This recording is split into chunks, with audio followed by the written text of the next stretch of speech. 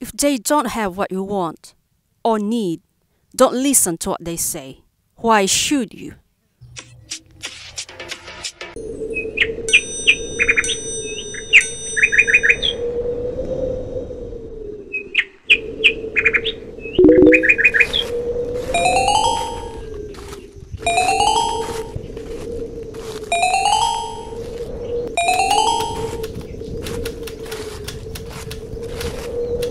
Do like and subscribe, will you?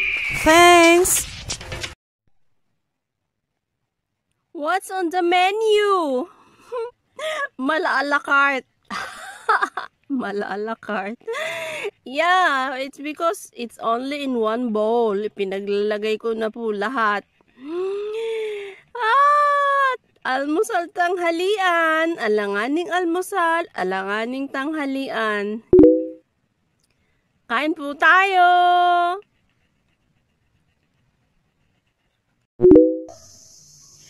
Good evening! Magandang gabi po sa inyo lahat, kabayan! Everyone, ladies and gentlemen. Ngayon, look at that! Tarapal! Ako po ay sasama sa paghihila-hila para po magkaulam since alam niyo naman, we are living by the sea. And may sasabihin po ako sa inyo. It's a little sad day today. Why? Na-scam po ako. Isasabihin ko po yung full story at saka yung package na where I was scammed. Na yung order ay iba naman po ang laman. I'll tell you that tomorrow or maybe the other day. Today, ang focus po natin ay manghuhuli ng isda. Wish us luck!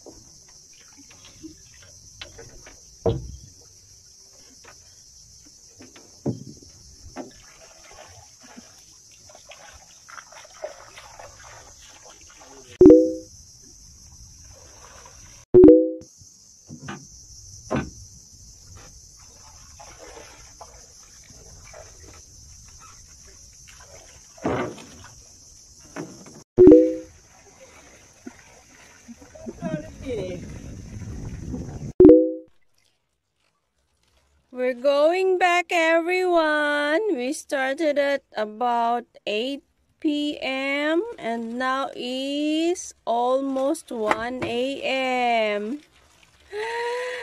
So, yung pong timba sa harap na yon, it's almost 3/4 full. We're going back.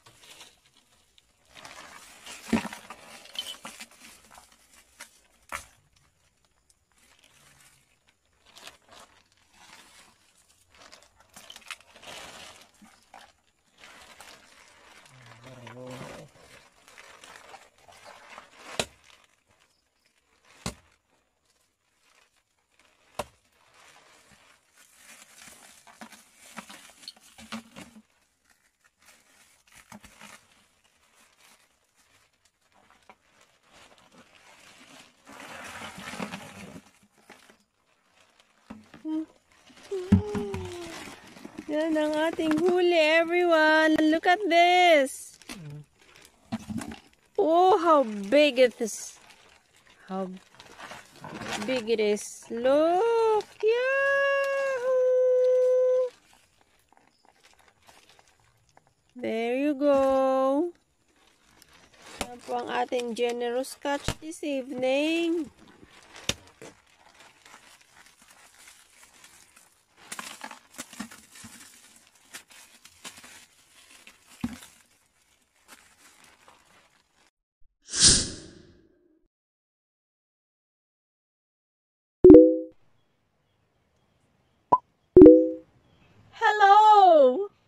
Yeah. Nasabi ko kagabi na today, meron po akong sasabihin a story about me being scammed ng akin pong order online. Okay. Ganito po. Di po ba't ako'y nagpapatayo ng bahay kubo? Wala po akong linya ng kuryente. Nandun po sa aking nanay. So, ang nagbabayad po ng aming konsumo at ang gamit ko lang naman po ay power bank. Hindi po ako nagsasaksak ng aking mga cellphone. Power bank po talaga ang ginagamit ko. Ang nagbabayad ay ang kuya ko. Siya po yung pinakapanganay sa aming magkakapatid. So sabi ko, pag ako'y nakalipat, magpapahilap po ako ng kuryente pero saksakan lang, mga 3 ang butas. So, he said, baka mamaya may makakita mag-report sa kisel ko. Mausisaan natin, sabi niya, paggising natin wala na tayong kuryente, pinutol na. Okay, I understand. Sabi ko, ay paano pag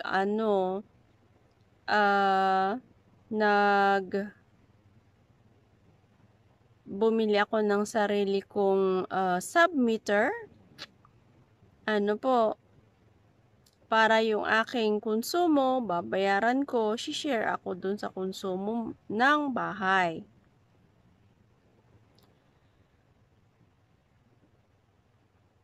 So, a lot of,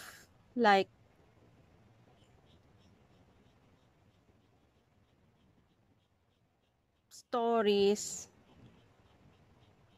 na suppose, ang mas maganda dun ay hindi yung kung ano-anong dahilan na katulad baga ng ewan ko sa kuryenteng yan, bahala kayo.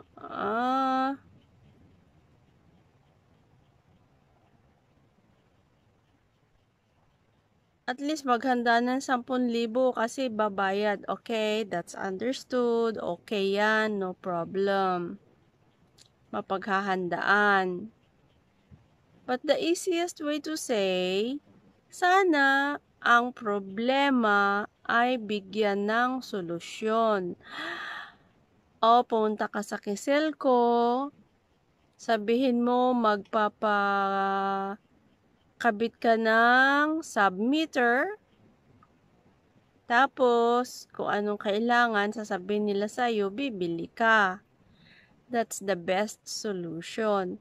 Baka mag-seminar ka pa, hindi ko alam, right? That's the best solution. Okay, kanyang kagandahang loob, nakakita ng solar generator. Not in Shopee, not in Lazada, certainly not in Alibaba.com. Nakakita po sa Facebook. Sabi niya, halika. Eto, tignan mo kung magugustuhan mo.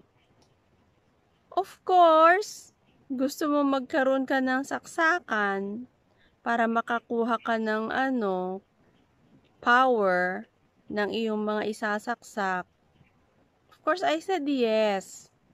Kasi ang kuya ko po ay magaling yan bihasa yan sa mga gadgets, electronic.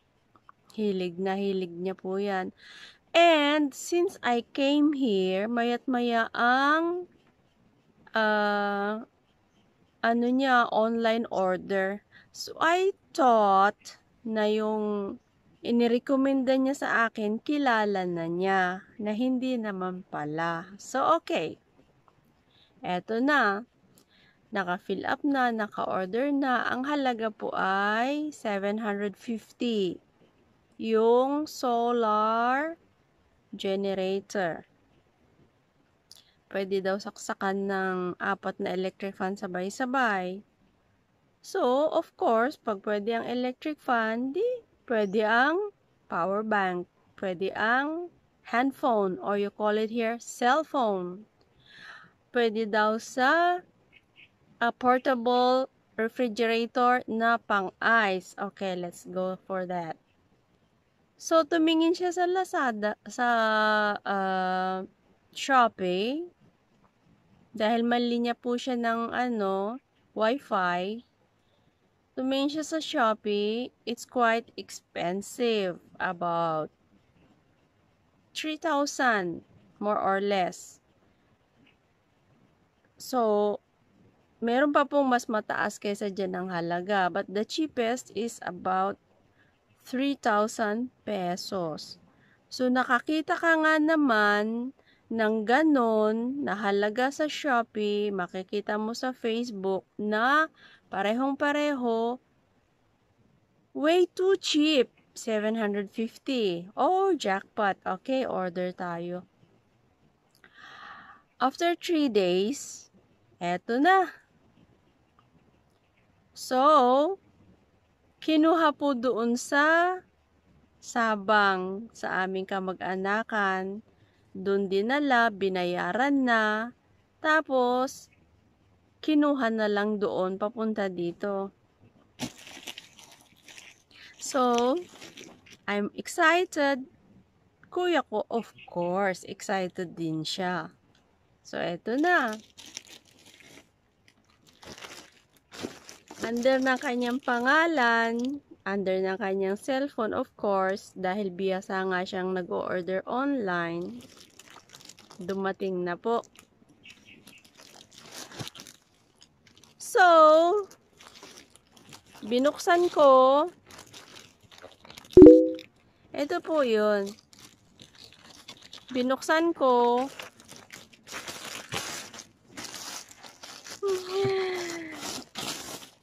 Ito po ang laman. Binuksan ko. Ito po ang laman, empty. Ito po. Baby wipes. 750. Ito po siya. So, the moral of the story, mas maganda po na pagbibili pala tayo sa Facebook or sa TikTok. Mas maganda po na tayo mismo ang tatanggap. And before you pay, buksan nyo po sa harap nung nag-deliver. At pag hindi po yun ang inyong in-order, don't pay. Sa amin pong pangyayari, 1.5 kilometro ang layo doon sa sa nearest na kabihasnan, let's say, if you will. So, ang pinsan namin na may tindahan doon ibinagsak. So, tatawag yung magdi-deliver, andyan ng 2:00.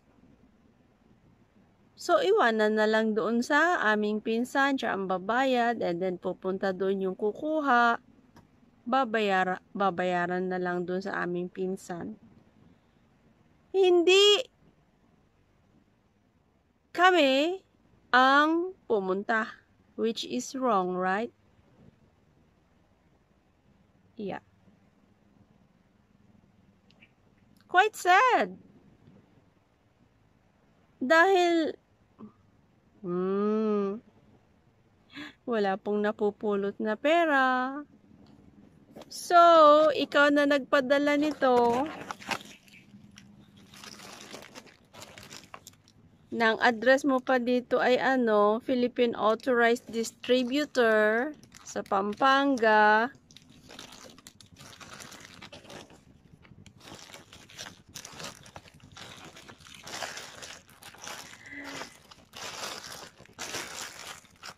What can I say? Hi! May you have the grace of God always. Good luck. Yan po ang pangyayari, everyone. That's the story.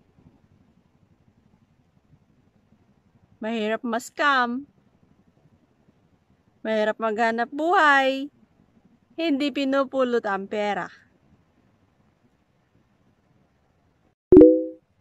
Kabayan! Ladies and gentlemen, everyone! Maraming salamat po sa panonood. See you on the next videos. And have a lovely day ahead.